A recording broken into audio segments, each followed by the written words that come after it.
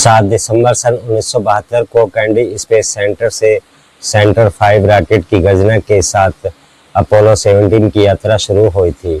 3 अंतरिक्ष यात्रियों यूजन Harrison, Schmitt और डोनाल्ड एवांस के साथ यह मिशन नासा के अपोलो कार्यक्रम का अंतिम अध्याय था। लेकिन क्या यह वाकई एक विजय अंत था या एक डरावने रहस्य की शुरुआत?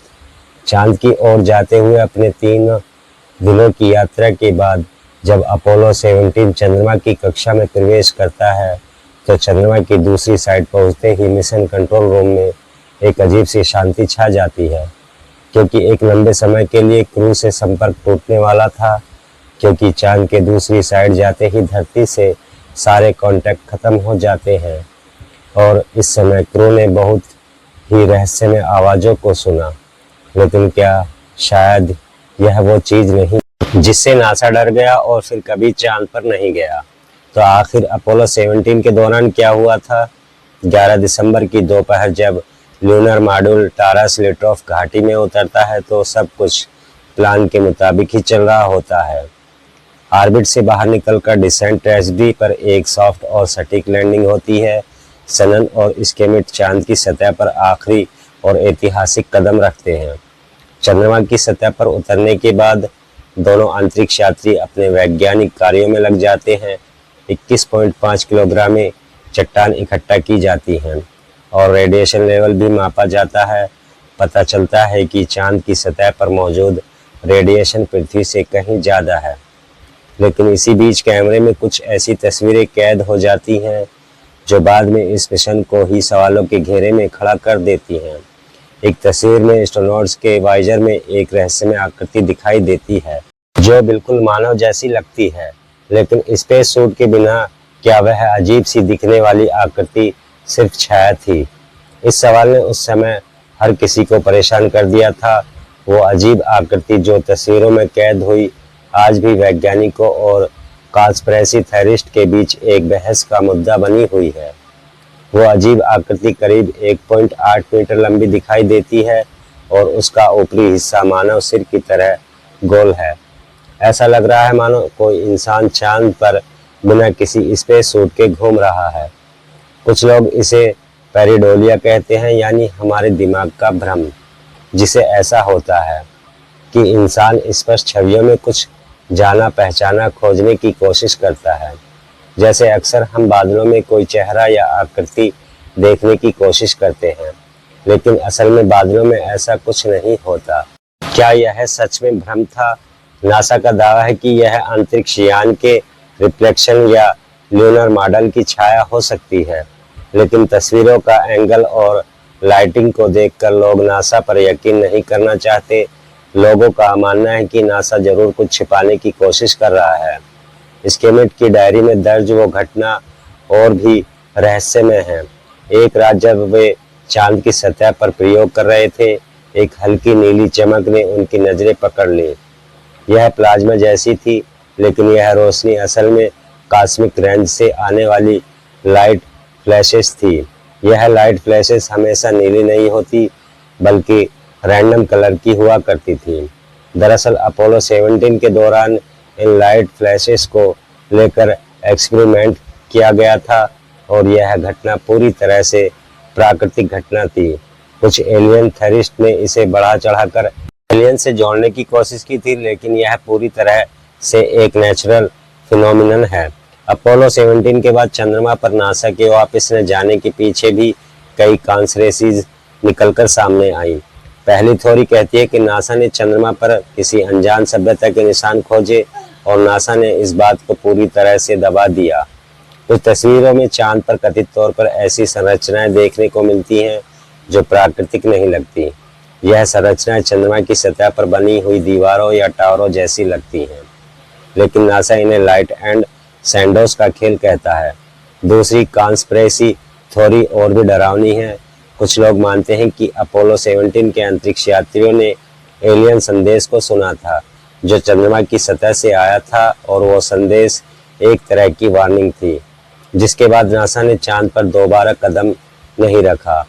एक और सनसनीखेज कॉन्स्पिरेसी थ्योरी तो यह दावा कर कि अपोलो 17 मिशन वास्तव में हुआ ही नहीं था।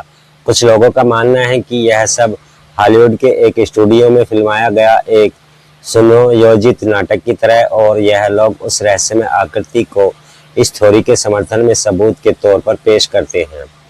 उनका कहना है कि तस्वीर में दिखने वाली मानव जैसी आकृति, जिसने कोई स्पेस सूट या हेलमेट नहीं पहना था, चंद्रमा पर ऐसा होना पॉसिबल ही नहीं है, क्योंकि वहाँ का एटमॉस्फेयर कुछ ऐसा है कि इंसान मिनी स्पेस सूट के चांद की सतह पर कुछ पल के लिए भी जिंदा नहीं रह सकता। तो क्या यह कोई स्टूडियो में खड़ा एक्टर था जिसे गलती से कैमरे में कैद कर लिया गया? इस थ्योरी को बल देने के लिए कुछ और तर्क भी दिए जाते हैं। तस्वीरों में चंद्रमा की सतह पर सैंडोज और लाइट की डायरेक्शन कुछ अजीब सी लगती है। ऐसा लगता है मानो एक से ज्यादा लाइट सोर्सेज का इस्तेमाल किया गया हो, बिल्कुल किसी स्टूडियो सेटअप के जैसा। इसके अलावा चंद्रमा की सतह पर धूल के निशान और अंतरिक्ष यात्रियों के जूतों के निशान भी कुछ लोगों को संदिग्ध लगते हैं। लोगों का कहना है कि यह निशान वैक्यूम में इतने साफ और गहरे नहीं बनते। नासा ने भी इन दावों का खंडन करते हुए कहा कि चंद्रमा की सतह पर धूल पृथ्वी पर पाई जाने वाली मिट्टी से काफी अलग है। चंद्रमा पर वैक्यूम में ऐसे निशान बस बन सकते हैं, लेकिन इसके बाद भी उस अजीब आकृति की पहेली को आज तक भी कोई सुलझा नहीं पाया है कि आखिर वह उन तस्वीरों में है ही क्यों। क्या चंद्रमा पर वाकई कोई और मौजूद था? उस रहस्य में आकृति को लेकर दो विचारधाराएं आमने सामने हैं। एक तरफ वे हैं जो मानते हैं कि यह किसी एलियन सभ्यता का प्रमाण है। विज्ञान कहता है कि चंद्रमा की सतह पर बिना स्पेस सूट के किसी इंसान की मौजूदगी असंभव है। तो क्या यह कोई ऐसी प्रजाति थी जो चंद्रमा के मूल वातावरण में जीवित रह सकती थी? कुछ लोग इसे प्राचीन एलियन सभ्यता से जोड़ते हैं, जो शायद चंद्रमा को अपने आधार के रूप में इस्तेमाल करती थी। तो वहीं दूसरी तरफ कॉन्स्पिरेसी थ्योरिस्ट कहते हैं कि यह आकृति नासा की चूक थी। यह एक बड़ा सबूत है कि अपोलो मिशन धरती पर ही फिल्माए गए थे और पूरी दुनिया को पागल बनाया गया था।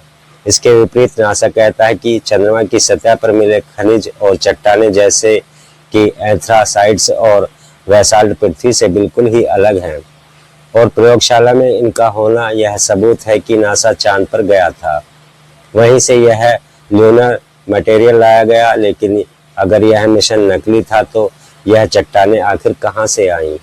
क्या यह सब एक बड़े धोखे का हिस्सा है, या फिर चंद्रमा की सतह पर कुछ ऐसा है जो नासा छिपा रहा है? लेकिन दोनों चीजें एक साथ नहीं हो सकती। अपोलो 17 के बाद नासा कभी चांद पर नहीं गया, कोई इंसानी मिशन अंजाम नहीं दिया गया।